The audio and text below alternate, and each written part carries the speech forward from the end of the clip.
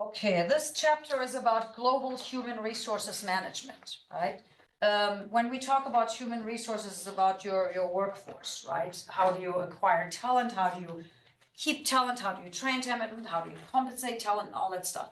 You have to do that with any company, not just with global companies. But when you are global and when you have international locations, it adds a little bit of complexity to it because you now have to consider the local customs and everything. So we'll talk about that today. Yeah. So strategic human resources management, they have to conduct human resources management. It differs, it's different throughout the world, right? We have different customs, different regulations, different laws, different talents, even in different parts of the world, right? US companies doing business in different countries face different human resources environments. Differences relate to a lot about cultural factors that vary from country to country. And if you remember, and I don't remember the chapter number, maybe it was chapter 3, cultural factors, how culture differs, how we had the Hofstede website where we looked at the different dimensions that affect people's culture and how that is very present and at the workforce too throughout different countries, right? And then regulations such as labor laws, tax laws, immigrations, and other border security and so forth, right? So you have to consider that when you have global locations. So let's talk about cultural different issues first. We talked about that and we had an assignment about that, but remember the Hofstede's 5 major dimensions of national culture. Power distance is a degree of equality and authority distribution in a given society and its workplace and in the workplace, right? So the distance between the lowest level employee and the highest level employee. So here in the United States, it would be the CEO versus maybe in a service. Like an assistant, maybe? Yeah, or in a service intern. company, maybe the person that works at the fast food place, right? That serves food. The server, or if it's the retail sales employee, right? Well, think of Walmart. What's the lowest level employee at Walmart? Cashier, you know, the ones that work on the floor, right? The customer facing employees. What's the distance of power, the power that the lowest level and the highest level employee has, right? Yeah, it's a lot, but it varies with cultures, right? Some culture, and even within the United States, you have different company cultures where the power distance is not that far. And in the United States, we call them flat organizations instead of pyramid, where you have the CEO on the top and then it trickles down and the bottom is very wide, right? Or you could have just 3 or 4 levels. You have maybe the top manager, CEO or president, then a medium manager, then a lower manager and the employee, right? That's where the power distance is not that high, right? But you have to know what the customary thing is in that country and what people respond to, right? And people's behavior is according. Right?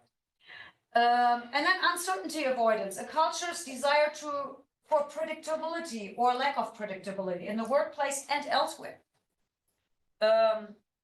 Where do you think the United States falls in compared to the rest of the world when it comes to uncertainty avoidance? In other words, not willing to take risk.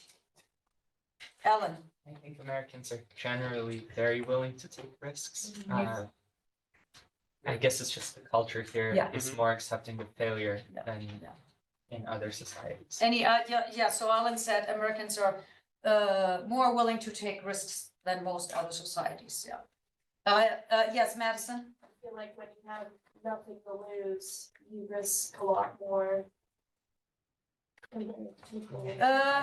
Well, I'd say it's less about having nothing to lose and more just specifically in the Bay Area. There's like a very like Silicon Valley culture where it's like fail fast, fail hard, and then get it out of the way, and then so you can succeed and learn from your mistakes.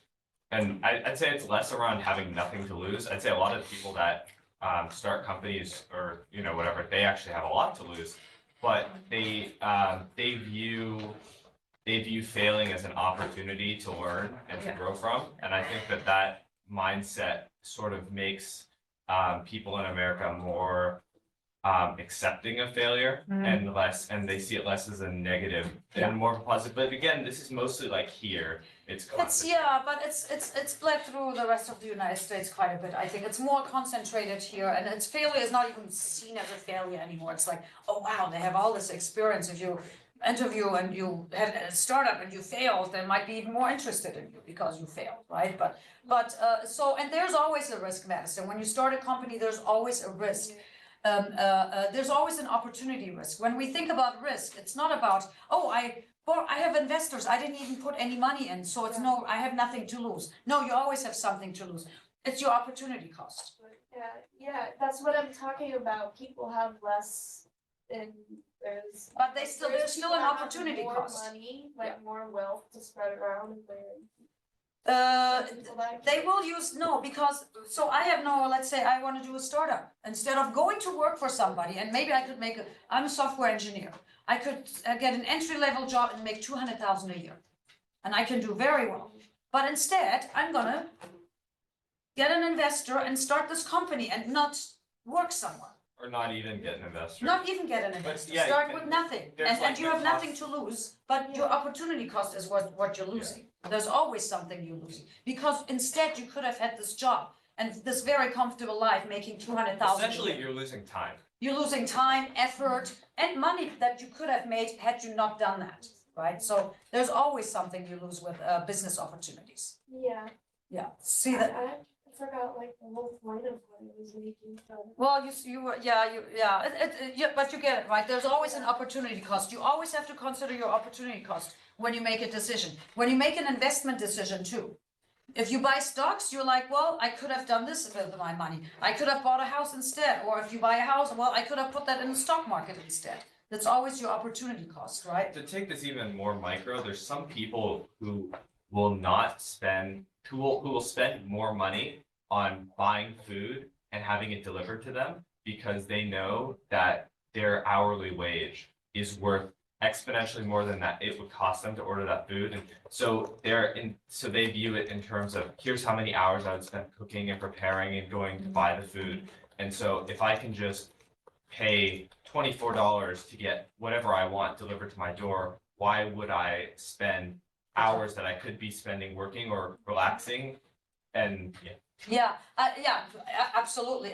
But the problem is most of the time you're not using that time to do something productive and to earn your money. You're going to play video games or relax. But even then, that can be It's valuable. what's your time worth to you, right? Yeah, and if you've established your time being worth a certain rate per hour, then you can just view all of your time as being like, even like your video game time, well, that's technically, I guess, time I could have been working, so that would be worth however many. And we do that on a day-to-day basis. I mean, today when I'm gonna drive home, I'm gonna be so tired, I'm not going to go home and cook anything from scratch, right? I'm gonna do something convenient, actually, pick up something on the way maybe, right? But other days when I have time, when I'm not, so because I prefer, yes, I'm spending more money by picking up something, but I just wanna relax, right? We always have that kind of in our mind. Diego? I mean, to that point, I just heard like examples of like the thing about money and time is whether it's worth to, we've always known like, hey, if there's a penny on the ground, you pick it up, pennies that up. But like if you earn a certain amount of money, at that point, the time that you're wasting to pick up the penny is actually not worth it anymore. Someone did that with like Bill Gates, and I think it was like Neil deGrasse Tyson who said it, and he said that like there has to be $45,000 on the ground for it to be worth Bill Gates. That's a different type Well, of problem we have in assuming- this country. Bill Gates is working and Maybe maybe that he is stops money. getting that money, but if his money is accruing from interest, he gets the money regardless. So it's always worth it to pick up the penny. Yeah, exactly. I think that's a little bit, far-fetched, right? It's like he's wasting time by picking up the penny because but I see your point. But the other thing that the textbook didn't mention that's kind of important is frugality.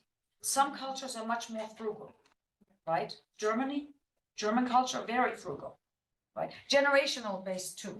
But even the younger ones now are much more frugal than Americans, right? There's no right or wrong way. But you need to know that when you go to a country. That it could have an effect on how you compensate people that you hire there. Or how you charge your products, how you design your products to last longer maybe. because people don't want to keep replacing them. Diego? That's one of the things that I was saying in one of the assignments that we were doing for our country in South Korea. The American market is very based on indulgence and very based on Yes. the wow factor versus actual Value. product details or product like efficiency and things like that. But like for countries that are less indulgent, it's possible that the factors that give the product a competitive edge should be marketed more versus the indulgent side of things. Like Yeah. whenever you see a computer ad or anything in the United States, it always focuses on aesthetics and about Yeah. being Look the at best. Apple. Yeah, about being the best, about being the new thing. Look, the cool thing, the Yeah, everything, it's yeah, the like the cool factor. Yeah, but also a lot of other countries, consumers in other countries look up at America and they kind of follow. There's a reason Yeah. why Apple is successful all over the world, right? Yeah. Although Apple, I'd argue, is gonna lose their edge if they keep going the way that they've been going. They Because kind of right now are. they're just pumping out more expensive products, they're complicating their product line. It's like you can't even, like they have too many products. Like in terms of phones, they have 15 regular, right? A 15 Pro, a 15 Plus, Plus, a and 15 15 Plus Pro Pro. Max. Oh, Pro Max, And yeah. then they also, it's like they just have too many. And then they have phones. 64, 128, two, Yeah, you know, all exactly. those, yeah. Once Which you is give- kind of nice because you can really customize it, but they're all very expensive. Well, consumers So don't many like to things. have too much choice. Yeah. Yeah, I'm not sure if it's too much, for the phone. I don't know if it's too many choices yet, but sometimes, at one point it might I'd be also too. argue that the designs of the phones are getting overcomplicated. Like the new 15s, there's too much on them. Like there's the cameras are on the back, I have it, I love it. but there's like, but look at how compare But that. compare the pictures from this camera to the 14, it's a big difference. But if you compare the design of the phone Yeah, to the older phones, the Yeah. older phones were a lot more sleek and elegant. Like the original iPhone even is a lot more elegant, I'd argue, than more the new one. curvy and stuff, yeah, you Also, know, just because it has one camera, it feels intentional. That feels like a phone that they just kept adding on and adding on. gets a little more complicated. Anyway, one more and then I gotta go on here and Oh, finish the I was next. just going to say with Apple, I disagree because I think much of Apple's market Product share line. comes from the fact that people find their product very easy to use Yeah, and it's incredibly intuitive. So even if other products may be objectively better performing, Yeah.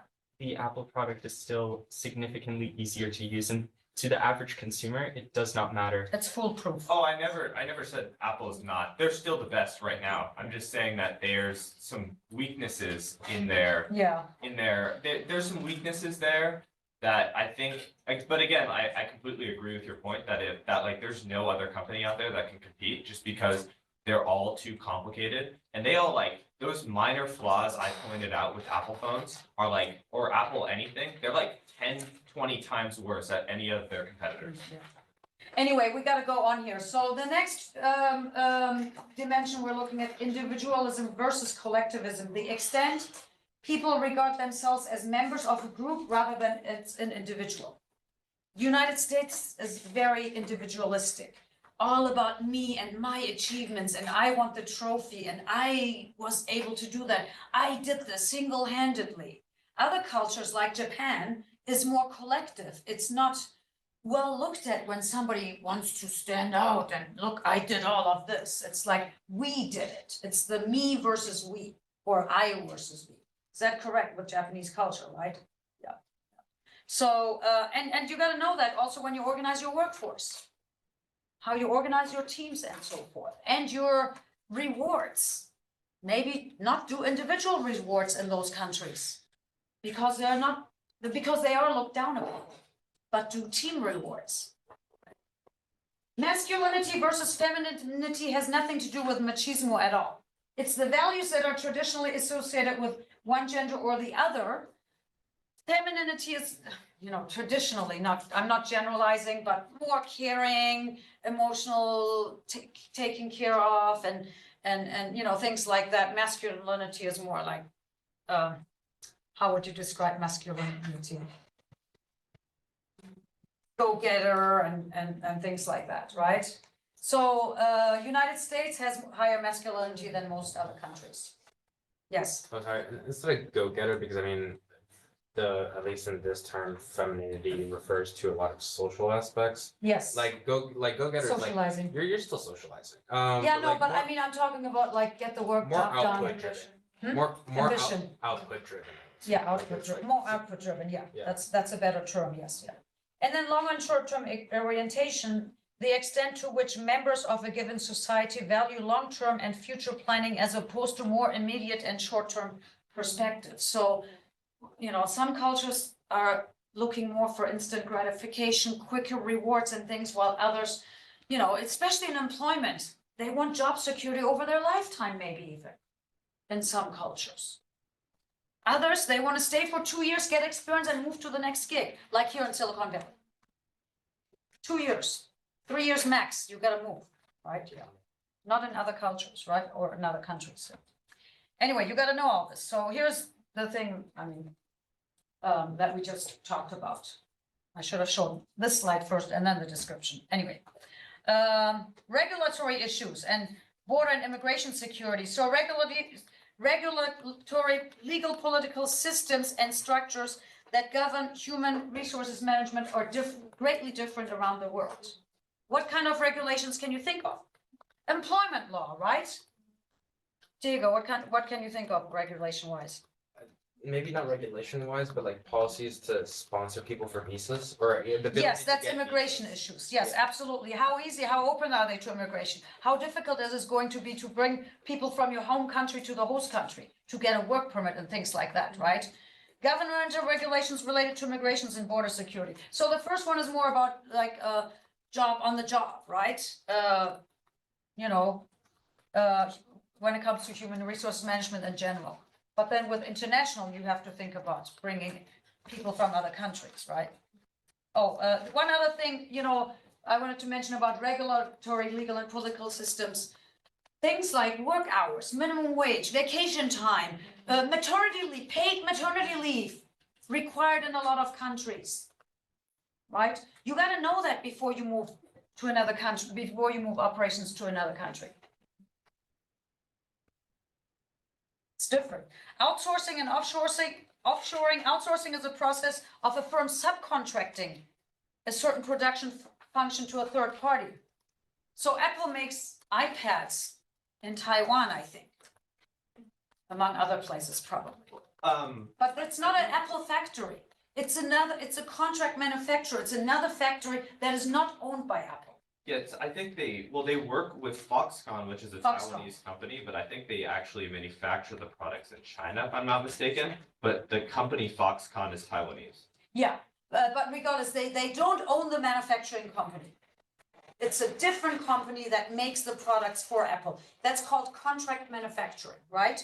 Although I will say that Apple owns a remarkably large part of their supply chain They as do. compared to other companies. Yeah. Like now they even design their own computer chips in-house. Most of the stuff is designed and created and made in-house, and that allows them to keep their prices low and keep their margins high.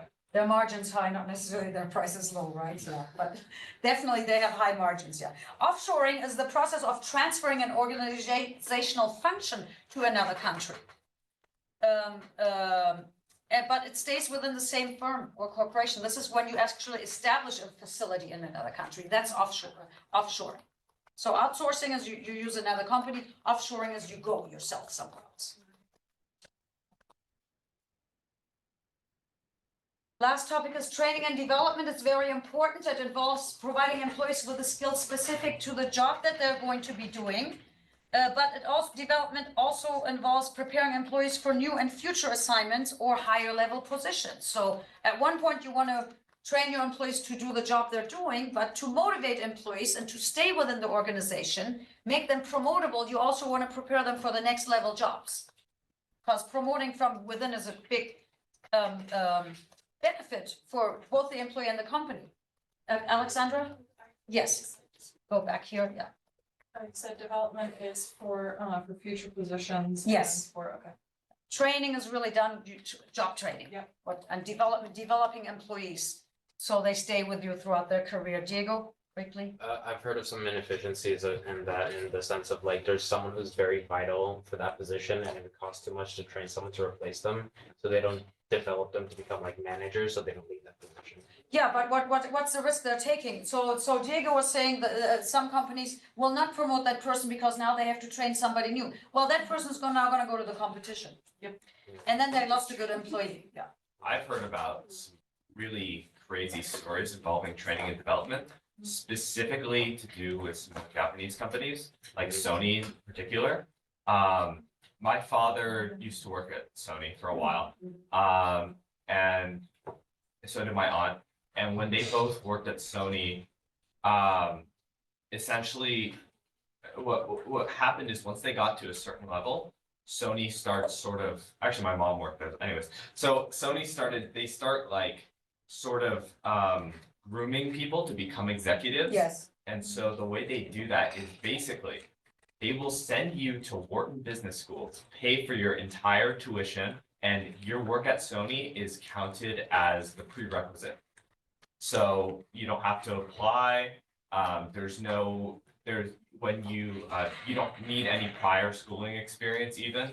It's just, and they even do stuff like they give out IQ tests and they like start to sort of elevate people through the ranks based on what but Sony, loyalty is very valuable to them as a company. It's a Japanese company. Yeah, so they try to give their employees like a lot of training and development so that they're sort of like in debt. They feel indebted. They feel, and they feel like that Sony did this for me and I owe them now, but also they, provide them career opportunities. So get a job with Sony, you probably have a chance, yeah. No, it's a good company, yeah, it's definitely a good strategy that they have to get good employees and retain them, because every time a company hires a new employee, they take a risk that it's not gonna work out.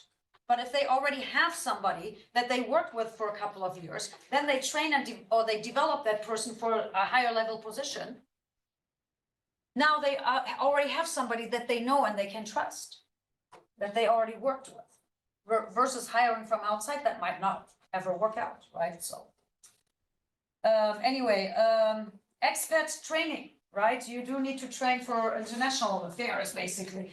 Expatriates must be familiar with host country standards and customs. I don't really like the term expatriate, but it keeps textbooks use it, news use it and stuff like that. Expatriate is just a fancy word for immigrant. People that have higher level of jobs and are higher income people. I have European friends here, they call themselves expats, just because they are not low paid laborers, right? It's really another word for immigrant. So if you wonder what expat means, but I don't really like that word very much. It's a little snobbish in my opinion, but that's my opinion. Training and preparation should foster reasonable expectations about normal life in the home country. So when you send people from your country to another country, you need to train them on the culture, on the customs and everything, so they know what to expect. Some countries are very different, right? And finally, performance appraisals, they involve assessing employees' performance, and you gotta be culturally very sensitive here as well. It's important because there's generally a direct link between performance appraisal and compensation. So it's really important for the employees that they feel that they're fairly appraised. And employees who are performing well should receive higher rewards and compensation than those who are performing poorly. But then how do you deal with that in a collective society that might still be looked down upon, right? So you have to be really, really sensitive.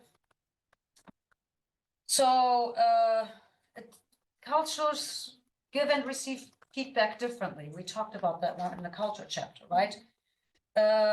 They react differently if they're appraised as a group versus as an individual. An American might not like it, saying, well, that's my group, but I did so much more work, I deserve more credit. Versus somebody who's appraised individually from another culture might think, this makes me really feel uncomfortable. It also differs based on power distance, right? Higher power distance countries, strict hierarchies are maintained and managers evaluate subordinaries. Lower power distance subordinates may even evaluate managers, right? You have a 360-degree feedback, like in the United States. We have that here. Us teachers, we got evaluated by students, by our peers, and by our deans. By different levels, right? So, and a lot of companies are doing that too. Oh, one more topic, sorry. Compensation, employees around the world can present a challenge. You have to consider the local cost of living. Major cities and urban areas are usually more expensive. Go to cities like Paris or London. Right? Very, very expensive. Assignment to undervalued countries can be expensive if expats expect to maintain their home country lifestyle, right? So underdeveloped countries where there are not enough resources in that country for the expats to have that lifestyle. Maybe the infrastructure isn't there, right? National differences as regarding compensation, constant salary payments versus annual bonuses, compensation of pay packages, varying types of level and of benefits provided by the employees. Some of it is regulated too, right? So ethical and other trade concerns arise when with respect to abuse of workers in countries around the world, because some other countries don't have the labor laws that we have. So are you going to abuse the laborers in the other country? You should not do that. That would be highly unethical, right? Is it acceptable to allow products produced by slave labor to be sold in our country? Do you think that's okay? Who says it's okay to sell products in the United States produced by slave labor? None of you think it's okay. Are you all willing to pay more for products because the company avoids slave labor? Anybody who's not okay to pay more? In practice, it might not necessarily look like that. We always look for the best prices, right? But we really have to think about it long term. It's not only about the country that is put at a disadvantage, it's about the consumerism, the fast fashion industry, and all those things that produce so much waste and so much pollution, right? But Yes. because of a lack of regulation by the government side, the burden is on the consumer to make those ethical choices. Yes, that's right, but we can make those ethical Yeah, we choices. can. I have another thing about that. So, Yes. tipping. Tipping. Governments, I know, they're not- I know. they should, okay, so restaurants, right, they should just pay their employees more. But instead, they bum off the responsibility to the consumer to tip to make up for the deficit in the wage that, Yeah. like, and it's so I just dumb. had that conversation with some friends when we had dinner, and when we were several people and it came to $200 plus tip, that's a lot of money, and it's like we are subsidizing the restaurant owners because they don't want to pay a living wage, right? And the more you tip and it seems the tips go up. every year. Yeah, 25% now is a Before. suggested tip, right? Yeah, before it was like, there was an option for 0, and then there was an option for, I think, 10, 15, and then 18 maybe, yeah. now 18 is the lowest. I went to 18, get 22 dinner- and a half, I went to get 25. dinner with a friend yesterday, and 18 was the lowest option on the tablet. That's very common, and the other thing is the tablet is huge, so everybody that stands behind you can see if you No, put and a lower I've- amount, right? Yeah. I got a job like a month ago in the I guess the food service industry, and being on the other side of that tablet when the other person doesn't tip, it is pretty bad. And so now I'm inclined to tip, but at the Yes. same time, I morally disagree with Yes, tipping. and I can tell you, all my European friends that visit here, they're shocked by how much tip is expected here. Yes, I also came across some information somewhere that in California, it is actually illegal for an employer to deduct tips out of minimum wage. So when tipping a waiter in California, you're not subsidizing their wage, it's exactly what it's it is. actually It most is No, states, no, most states are like that. Yeah. Most Yeah. states are like that. They're not, they're not making up the minimum No, wage. yeah, that's not. That's not the case, That's yeah. not the case. There are very few states that The actually. problem is that they're paying them minimum wage in the first place. Yeah, exactly, that's not just true for California, for most states, except I think states like Texas and some other. Because when you tip, it doesn't tell the employee, oh, well, they're not like taking the tip out of the wage. It's Yeah, no, more so they're the not. problem is that they're paying them like $15.50 an hour, and then the tip Mhm. goes on top of that. And it's like, these are like hard jobs, and on top of that, like, they're just like bumming it off to the Yeah. consumer. I know, but you know what, what's the other alternative? They're going to double the food cost now, and then we might go out and eat less. I don't know, maybe not. In Europe, it's not expected. No. I mean, if it's $90, you give 100. If it's 93, you give 100, something like that. I mean, the most that you would ever tip is 10% in Europe, right? Yeah. I mean, more like anywhere, right? Let me just finish this slide. United Nations International Labor Organization has developed minimal labor standards that companies should follow across the globe, prohibit slave and forced labor, restrict use of child labor, and mandate basic job safety, protection, and rights of workers from unions. I think that was the last slide, so let me stop the recording. And